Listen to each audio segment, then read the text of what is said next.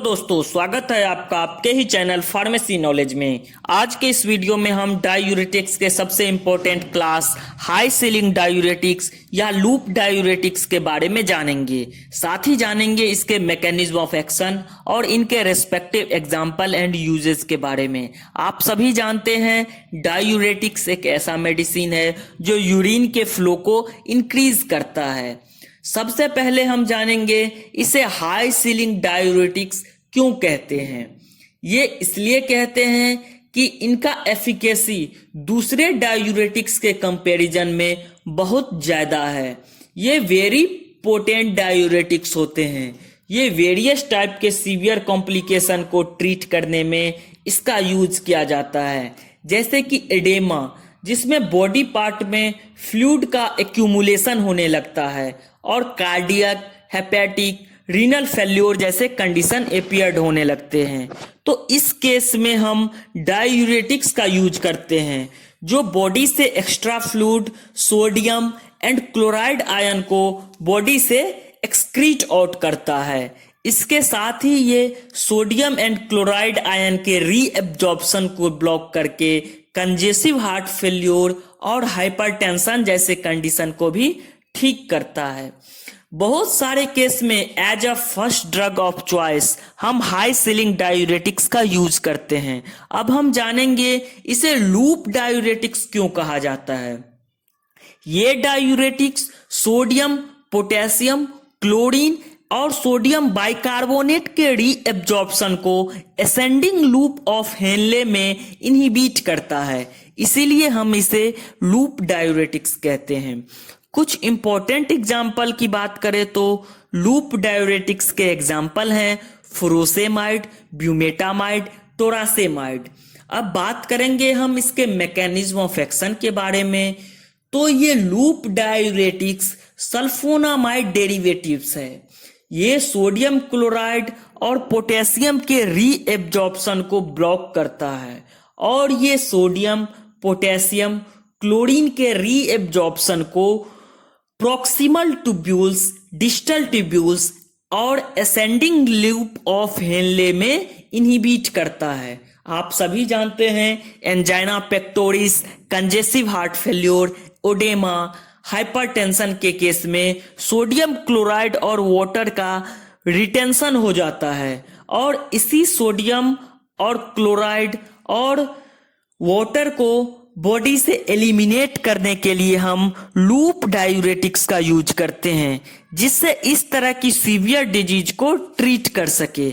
इसके साथ ही loop diuretics sodium, potassium और क्लोराइड के को ट्रांसपोर्ट को भी ब्लॉक करता है।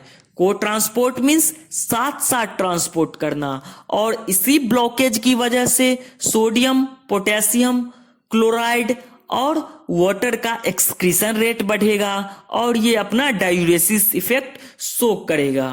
और इसी डायूरेसिस इफेक्ट शो होने के कारण हम इसे as an antihypertensive drug congestive heart failure और ओडेमा के केस में यूज करते हैं।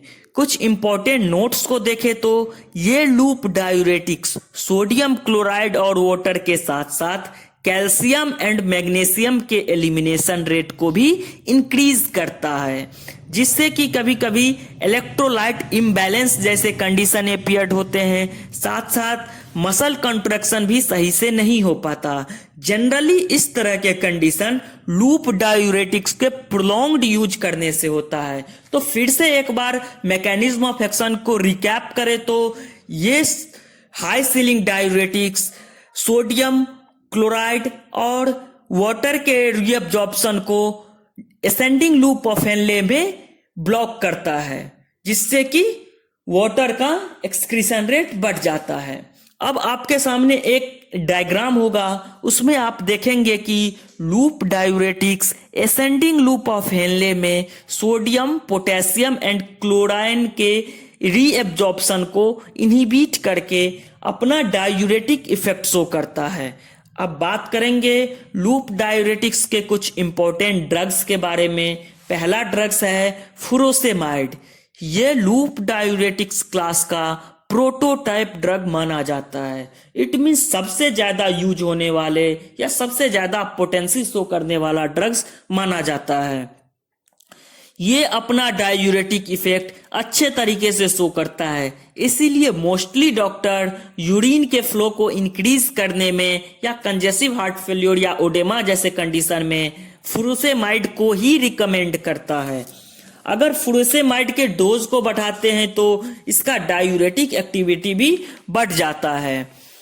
ये असेंडिंग लूप ऑफ हेनले पे काम करके सोडियम, पोटेशियम और क्लोरीन के कोड ट्रांसपोर्ट को इनहिबिट करके अपना मैकेनिज्म ऑफ एक्शन शो करता है।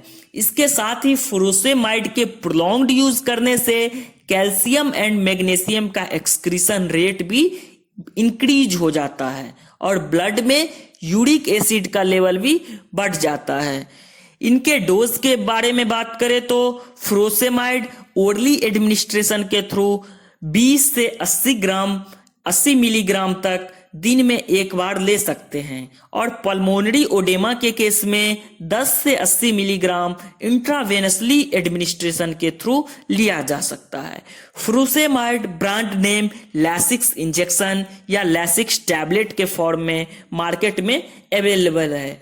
दूसरा ड्रग है ब्यूमेटामाइड, जो कि फुरोसेमाइड से 40 गुना अधिक पोटेंट ड्रग माना जाता है।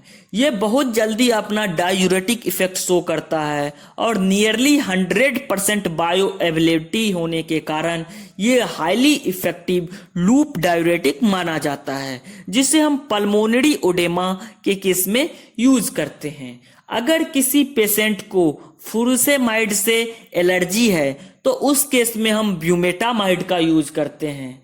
इसका डोज 1 से 5 मिलीग्राम है दिन में एक बार, अगर आप ओरल एडमिनिस्ट्रेशन के थ्रू लेते हैं तो। अगर इंट्रामस्कुलर या इंट्रावेनस के थ्रू एडमिनिस्ट्रेट करते हैं तो 2 से 4 मिलीग्राम तक आप ले सकते हैं। नेक्स्ट एग्जांपल इज टोरासेमाइड, जो कि फुरोसेमाइड से 3 गुना अधिक पोटेंट ड्रग माना जाता है। इसका यूज हम ओडेमा और हाइपरटेंशन के केस में करते हैं और टोरासेमाइड का डोज हाइपरटेंशन ट्रीटमेंट के केस में 2.5 से 5 मिलीग्राम दिन में एक बार लिया जाता है और ओडेमा के केस में 5 to 20 मिलीग्राम पर डे लिया जाता है। अब बात करेंगे हम हाई सीलिंग डायूरेटिक्स के फार्माकोकाइनेटिक्स के बारे में। अगर आप ओरली एडमिनिस्ट्रेशन के थ्रू लूप डायूरेटिक्स का यूज करते हैं तो ये गैस्ट्रोइंटेस्टाइनल ट्रैक्ट में विदाउट इरिटेशन कॉज किए वेल एब्जॉर्ब ड्रग माना जाता है। लूप डायूरेटिक्स के जो एग्जाम्पल है फुरोसेमाइड, इनकी बायो एबिलिटी 60% मानी जाती है, जबकि एक और एग्जाम्पल है इनका ब्यूमेटामाइड, जिसकी बायो एबिलिटी 95 to 100% माना जाता है अगर आप इसे ओरल एडमिनिस्ट्रेशन के थ्रू लेते हैं तो। इसीलिए एज अ हाइपरटेंसिव के केस में और पल्मोनरी ओडेमा के केस में as a first drug of choice हम ब्यूमेटामाइड का यूज करते हैं। इसके साथ ही ये किडनी और लीवर में मेटाबोलाइज्ड होता है और इनके एक्सक्रीटरी प्रोडक्ट यूरिन के द्वारा बॉडी से एक्सक्रीट आउट होते हैं। इनके प्लाज्मा हाफ लाइफ की बात करें तो 2 से 4 घंटे में तक इसका प्लाज्मा हाफ लाइफ होता है। इनके कुछ एडवर्स इफेक्ट भी हैं। अगर आप प्रोलॉन्ग्ड यूज करते हैं लूप डायूरेटिक्स के तो हाइपोटेंशन जैसे कंडीशन भी एपियर्ड हो सकते हैं। इसके साथ ही इलेक्ट्रोलाइट जैसे कंडीशन भी एपियर्ड होता है, क्योंकि यह लूप डायूरेटिक्स सोडियम क्लोराइड और वाटर के साथ साथ कैल्शियम और मैग्नीशियम आयन के एक्सक्रीशन रेट को भी इंक्रीज कर देता है, जिससे हमारे बॉडी में कभी कभी इलेक्ट्रोलाइट इम्बैलेंस जैसे कंडीशन एपियर्ड होते हैं। ज्यादा मात्रा में कैल्शियम आयन एक्सक्रीट आउट होने के कारण हाइपोकैलेमिया जैसे कंडीशन भी देखने को मिलता है। इसके साथ ही अगर आप लूप डायूरेटिक्स का ओवरडोज करते हैं तो रीनल फेल्योर या किडनी फेल्योर जैसे कंडीशन भी एपियर्ड हो सकते हैं। अब बात करेंगे हम uses of high ceiling diuretics की, तो एडेमा के केस में या तो एडेमा कार्डियक डिजीज से रिलेटेड हो या हिपैटिक डिजीज से या फिर रीनल डिजीज से, इन केस में हम लूप डायूरेटिक्स का यूज करते हैं। जो वाटर का एक्यूमुलेशन हो गया है हमारे बॉडी में, वो वाटर के रिटेंशन को रिमूव करेगा और हमारे बॉडी से एक्स्ट्रा फ्लूइड को यूरिन के थ्रू पास आउट करेगा। कंजेस्टिव हार्ट फेल्यूर के केस में भी लूप डायूरेटिक्स को as a first drug of choice माना जाता है, क्योंकि ये एक्स्ट्रा सोडियम क्लोराइड आयन और वाटर के रिटेंशन को दूर करके हमारे बॉडी में यूरिन के फ्लो को इंक्रीज करता है। एक्यूट पल्मोनरी एडेमा के केस में ब्यूमेटामाइड का हम यूज करते हैं और as a antihypertensive agent hypertension के केस में भी हम लूप डायूरेटिक्स का यूज करते हैं। एंजाइना पेक्टोरिस के केस में भी as a first drug of choice loop diuretics का यूज किया जाता है, क्योंकि ये कार्डियक आउटपुट को कार्डियक वर्कलोड को कम करता है। थैंक यू दोस्तों।